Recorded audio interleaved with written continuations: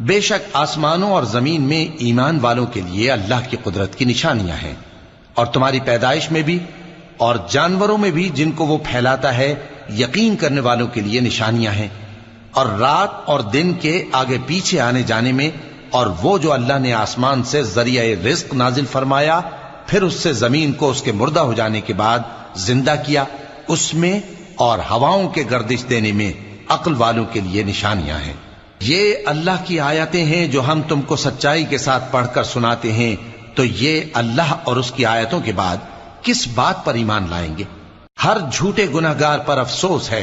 कि अल्लाह की आयतें उसको पढ़कर सुनाई जाती हैं तो उनको सुन तो लेता है, मगर फिर गुरूर से जिद करता है कि गोया उनको सुना ही नहीं। सो ऐसे शख्स को दुख देने वाले अजाब की खुशखबरी सुना दो, और जब हमारी कुछ आयतें उसे मालूम होती हैं तो उनकी हंसी उड़ाता है। ऐसे